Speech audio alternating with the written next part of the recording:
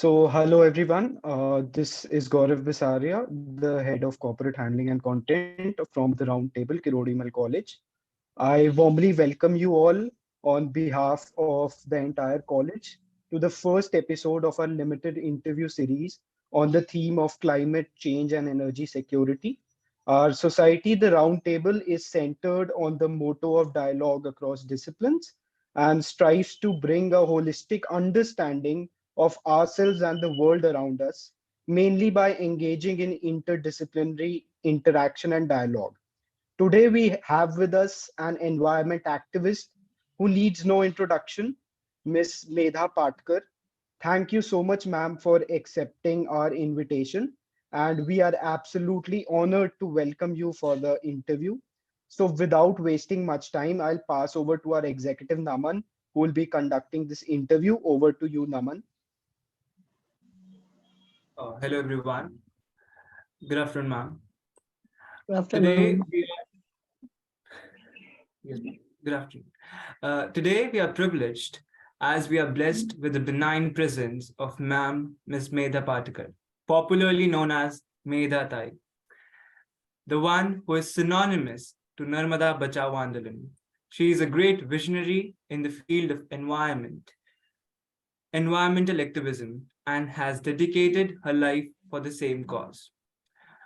Through her endeavors, she has positively impacted millions of lives, and especially those from the marginalized sector. She also founded the National Alliance of People's Movements, a group of progressive social bodies. She was a representative to the World Commissions on Dam, the first ever independent global advisory body on dam related issues. She also worked with local communities to develop alternatives for energy generation, water harvesting, and education. She was recognized internationally for her work and has received myriad accolades like Right Livelihood Award, Goldman Environment Award, Green Ribbon Award, Mother Teresa Award, and so many.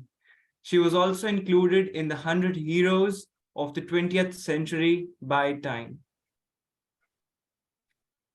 Thank you so much, ma'am, for joining us for this interview. Okay. So, ma'am, beginning with this interview, I would implore you that if you could please tell us a bit about your background and what inspired you to choose this field of environmental activism. Uh, you see, I was actually always working with the rural and urban needy populations. I won't call them poor because they're rich in human resources and they're rich in natural resources. And their poverty is something that is imposed upon us monetarily. So I was working even during my childhood with the rural communities during every vacation when we used to have a rural camp. And my parents were always in the social field. My mother was earning, but she was also active with the women issues till her last breath. My father was also a trade union, workers' union uh, leader with socialism as his ideology. So socialism means basically, you respect the society more than anything else, not just property. And it also means equity and justice based economy. So I was working initially in the urban areas, and then I decided to go to rural area, and then I went to Gujarat, and in Gujarat I started working in the northeast belt of Adivasi districts of Gujarat when I came to know about Narmada from some of the senior officials within Gujarat government. And that really shocked me. Then I read a number of documents which I could get because the government at that time of Amar Singh Chaudhary was not a dialogue-less government. It was not speechless with the organizations also. So when I was working with one organization in Gujarat, participating in the Dalit riot situation and the Adivasi situation, with some action research project and everything, I came to know about Narmada. Then I went to that. And the whole experience of last 37 years of the Narmada struggle really makes you understand that it's not a dichotomy between environment versus development.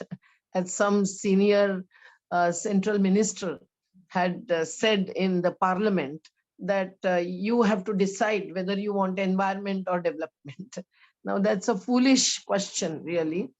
And hence, when one understood what is it that the rural population have, and then what is it, uh, the process, the decisions, the choice of technology that really takes away from them their life support, then you take up the issues. So our environmentalism is also related to socialism.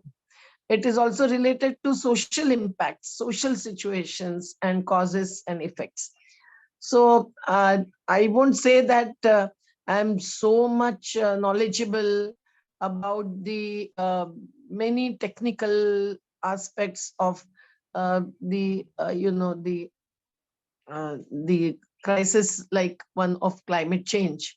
But one has to go into as much depth as possible if you have to even fight the battle for rights. And those are the rights to natural resources which are destroyed through these calamities to crisis. And as long as those are human made, we have to take up the struggle. So it is necessarily that one has to take up the environmental activism. Yes, ma'am. Yeah, ma'am, your courageous endeavors are really inspirational. And we know how much short we fall in saving things, human beings, their rights, and also natural resources. Yes, ma'am. So, ma'am, may I move it to the second question? Yes, please. Ma'am, as you have been in Sorry, this I'm having a tea with. Uh, so, ma'am, as you have been in this field for decades now, ma'am, what is your response or what is your take on India's response to climate change in general? I remember Greta Thunberg when you asked this question in Glasgow when the summit was taking place. After the summit, because there were a large number of youths who had gathered outside the convention. And Greta is a great leader of those youths, no doubt about it. And she was asked by the media as to what do you think about whatever has happened in this summit, where number of promises and commitments were expressed, including one by our own Prime Minister. Greta said in one sentence that everything that is happening inside is blah, blah, blah. So in a way, how far are these summits, whether it was Rio de Janeiro years ago or Paris, which is known for the uh, covenants and the conventions that came out of that summit, and right up to Glasgow. Whatever has happened there is not really very committedly implemented by those very state leaders who come back to their land and follow the ongoing policies which are not towards reducing carbon emissions. So even in Paris, when our Prime Minister committed to bringing in net zero carbon emission by 2070, immediately after that summit, the 41 coal blocks were opened up for the private players. Now, what does privatization means? It means profit over people. So when they really take up any sector, they really value profit, profit, and profit, not the people nor the nature. So this kind of thing, when the minerals really are the public sector resources, and those matter a lot because those are underneath the lands of the Adivasis and many rural communities. And when those are taken out, if it is coal, then we know how much of carbon dioxide it gives rise to. And hence fossil fuels, oil, gas, coal, really are being burnt more and more in our country. And why is this energy intensivity growing? Because the lifestyles are changed. And why are lifestyles changed? Because the statutory decisions, actions, and vision really is towards greater and greater consumerism, not simplicity, not sustainability. And when this is happening, we know that in spite of the many international commitments, we are not really following that path. And no doubt India has taken up a bill, and that is presented in December last year before the parliament, which is net zero emission bill. But then, that bill, if you read carefully, it has more about the, uh, you know, uh, formulating various councils, state council, national commission for that, and its composition, and the salaries that they will be, members will be paid. And no doubt there are some representatives of NGOs in it. But the commission also will necessarily follow the policies, various sectoral policies. So unless the governments take positions on various sectoral policies and laws that are existing, instead of making the laws stronger to control the damages, such as climate change, which is giving rise to the various calamities and catastrophes, at least 5 kind of calamities, tsunamis of different kind, I will say, whatever names they are given, in 10 years itself. It is all that which needs to be controlled, needs the different kind of development paradigm. If the development paradigm is full of the larger and larger dreams of more and more construction, more and more production, and that leads to consumerism, that gets an entry into our lifestyles, and we all are on the continuum. But then that really shows that country like India, which is at least third, if not first, as China is, we are not really taking strong steps. So the funding and formulating or establishing various statutory agencies, etc., is one thing, but really a national level initiative that should come through public partnership, not just by the state. Public means the state and the society, not only the monetary or financial capital investors, but those who really have the natural resource capital, our farmers, our laborers, our cattle grazers, our fish workers, and so on. They are the real investors. This needs to be seen.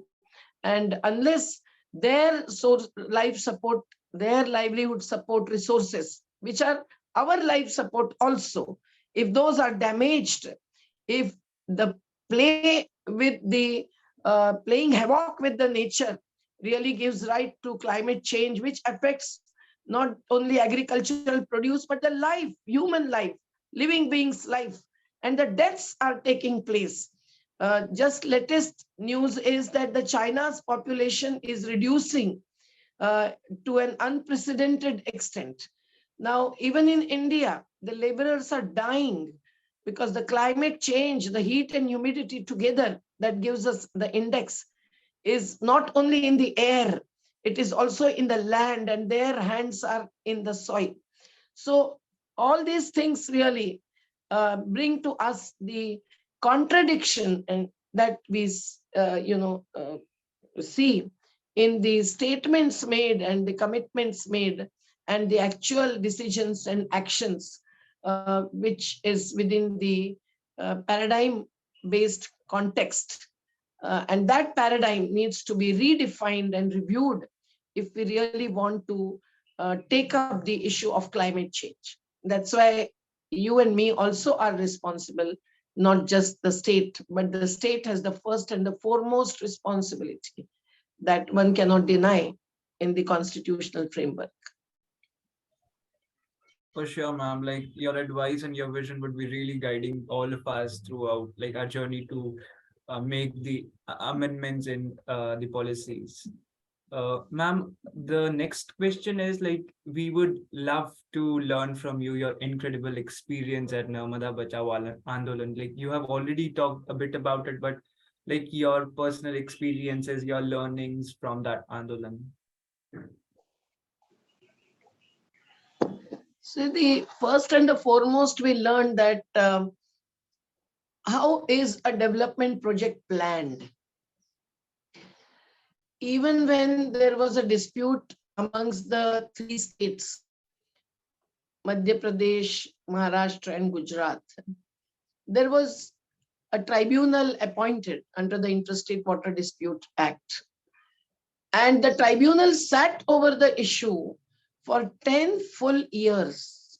But these tribunals, because there is a flaw in the act itself of 1956, that no hearing is given to the local population from any river valley.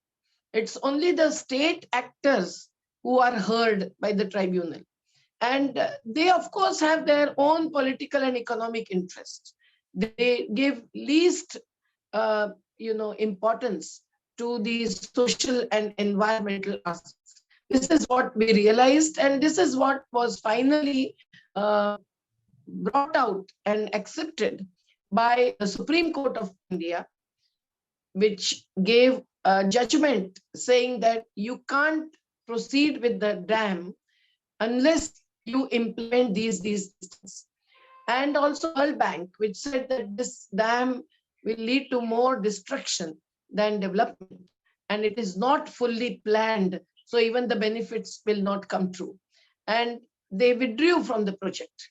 So it is the Supreme Court that stopped the project, not we. Blaming Supreme Court as anti-development or anti-national is not possible. So we are blamed. Falsehood. That is the campaign of falsehood that has political interests.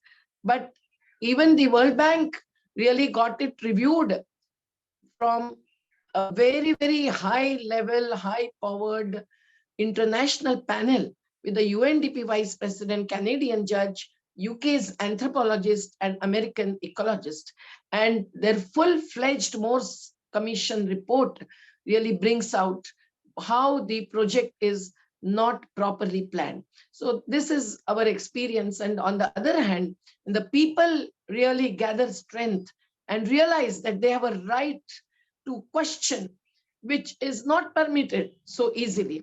And if they raise any question, when they are the first and the foremost and directly affected population, not even properly counted, not even surveyed, losses are not brought onto the paper, then also they are immediately considered as anti-development. But this is absolutely unjust. And it is also not justifiable that such projects are pushed ahead in spite of there being many environmental laws which are not properly implemented.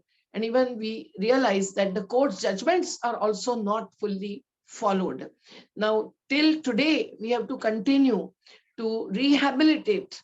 After having rehabilitated 50,000 families or so, it is unprecedented in the world. But still there are many, many gaps, many, many tasks incomplete. So we have to continue our struggle. We can't limit our own views and actions to any election as the politicians do it.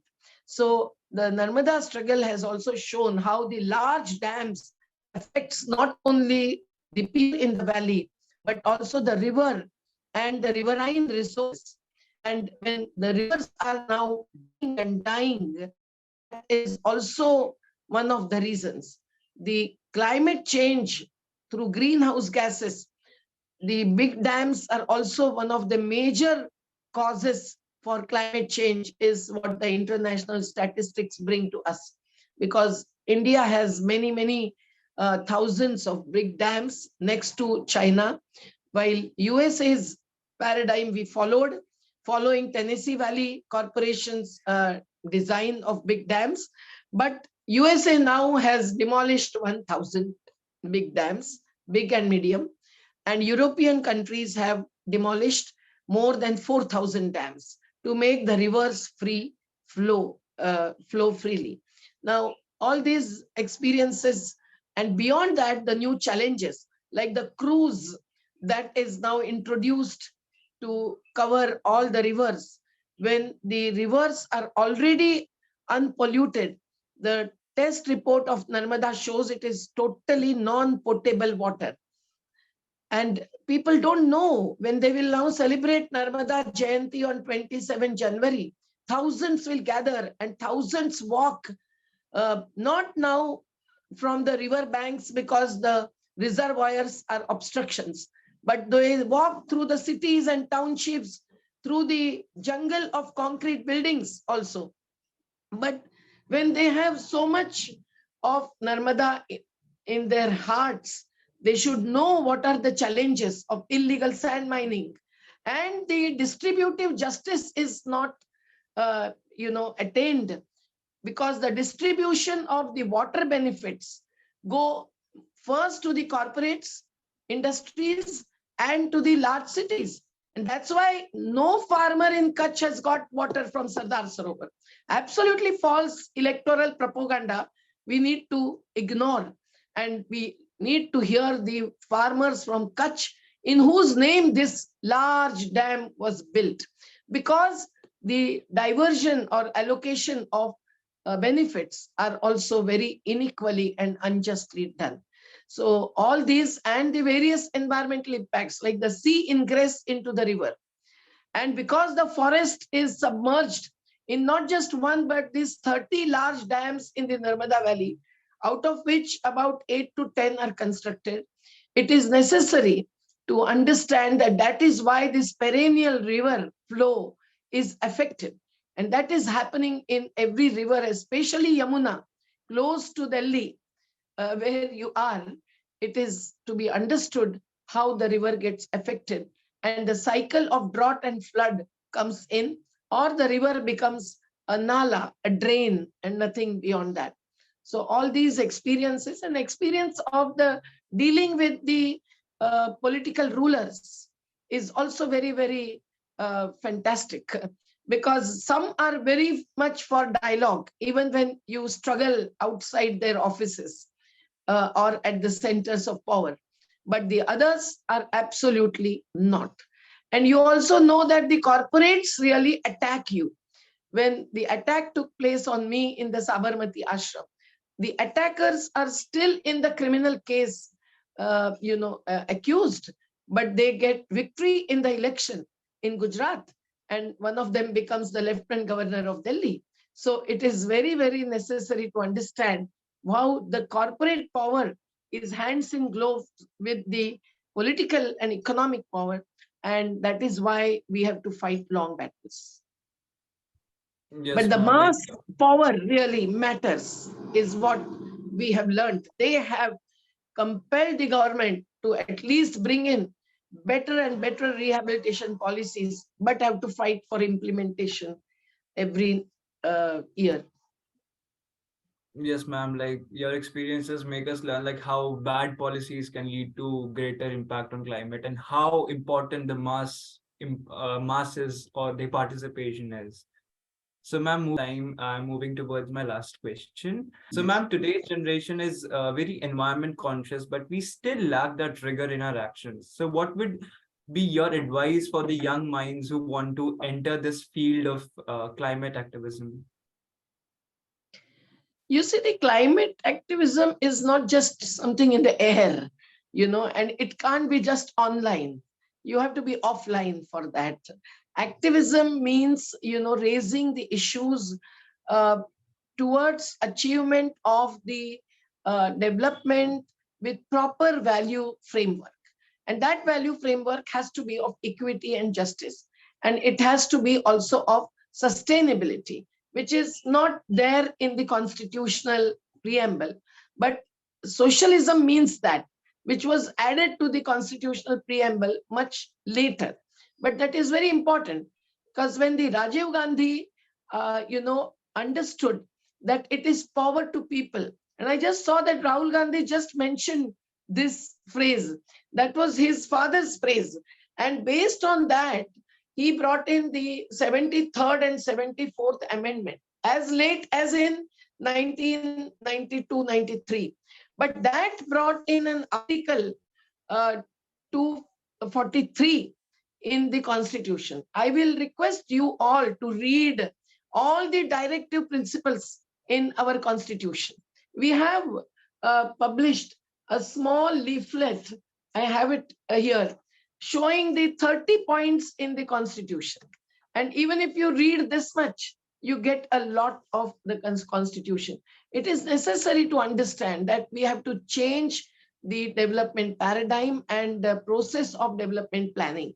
Now, because that is not happening, because the life support and livelihood support of the farmers, laborers, Adivasis, Dalits is snatched away in favor of profit, in favor of those who invest only money, no other capital, which is indispensable for any development activity, they are the ones who are fighting the battles. Please join them, support them. This is the first and the foremost activity. The second thing is, when there are laws changing, amending, and the really stronger and stronger laws are needed to really stop or minimize the social and environmental impacts, which are negative impacts, which are taking a toll of Himalayas. Not just the glaciers are melting, but the Joshimath is sinking. And when we went after Kedarnath tragedy, we were in Joshimath and we saw what beautiful, historically, culturally powerful center that was. And today it is under threat. So, but there is no rethinking about the Char Dham, road. There is no rethinking about so many NTPC projects that are built on Alaknanda, Bhagirathi, Mandakini, every tributary of Ganga. And that is really having the impact through tunnels and big. So it is playing havoc with the nature, which is for our comfort, which is for our own aims and benefits. Now, this is mainly not for all of us, but for the most beneficiary population, which is of contractors, of builders in the urban areas. And that is something that is paying for the elections. The upcoming elections will be, led with the donations and contributions by the same earners. So this kind of, wrong decision-making process without proper public hearing, etc., is happening. We have to question all this. You can question through whatever study you go through. You can question through your own media that is in your hands, and you are more accessible to and more expert in handling social media. We are proved as anti-social or asocial because we are not that technological, but we know this kind of wrong choice of technology in transportation, in for even the yatris who were walking on foot. That whole culture is destroyed while they are claiming that they are boosting the Kedarnath and Badrinath yatras, Char Dham yatras. But now the Char Dhams are getting destroyed. So it is very necessary for you all to take a position when there is any policy draft put up on the website and given 15 days, 30 days to respond. You have to be active. Consider yourself as people's representatives and do all these kinds of take actions that you can and you will like to. And similarly, simultaneously, our own lifestyle really matters. If we say all these things and we are in the comfort zones all the time. And if we are not even saving energy by putting off the lights once we don't need it, when we don't need it, or using more and more energy for cooling, now that is compelled by the climate change and the heat and humidity. But 40% of energy used in Mumbai is going in for cooling. Now every vehicle that the elite people get in immediately put on the air conditioner, when even when it is not necessary. When it is necessary to have pure air, and the morning sunlight, and that will save you from all viruses, various variants. And that is not happening, while we are really emitting directly or indirectly carbon dioxide and all greenhouse gases through our consumerism. We have to also check on that, and that is possible. Plant trees and take actions to save trees. That is the green cover that will really save earth. And there Yes, are so many solutions that one can really get into. The handmade economy is the yes, ma'am. best solution, because mechanization and energy intensive technologies really are taking a toll now. So which product will we buy in Uh, whatever fulfill our needs is also a ma'am, great thing. What kind of clothes we will wear, what kind of food we will eat, what kind of house we will build, etc., etc. There is alternative technology available. Please try and support that, and stop Yeah, yes, emitting ma'am. carbon dioxide. yeah, ma'am. Yes, ma'am. Yeah, We will take thank that you so into. much, ma'am. We were, Sorry for long answers. unfortunately, ma'am. No, ma'am, it was lovely hearing to you your experiences about Narmada and the way you just inspired young people like us. So it was lovely Please hearing come you. over, not as interns, Sure, but ma'am. immediately after getting a degree, you give 1 year or 2 years to people's movement like ours. We Yeah, need ma'am. it. If you all go to corporate sector, then you Hmm. are contributing to the same paradigm, which needs to be challenged. Yeah, ma'am. Exactly, ma'am. So, ma'am, it was lovely, and thank you so much for giving us your time in such a busy Welcome. schedule. And thank you so much, ma'am. It was really inspire all the people, students of University of Delhi. And we eagerly look forward to meeting you, ma'am, someday in hosting you here in Delhi. And we eagerly look Sure, forward to that. And thank you so much, ma'am, on sure. behalf of the entire society, on behalf of the Kirodimal College, University of Delhi. Thank you so much, ma'am. Thank you so much. Thank you for giving me a chance to think about and to have a dialogue with the youth, like all of you Thank you. who feel find found to be committed. Thank you To so be much, ma'am. It's courageous to say really about inspirational. and say the truth. That is Yes, ma'am. also a must. Yes, ma'am. Thank you so much, ma'am.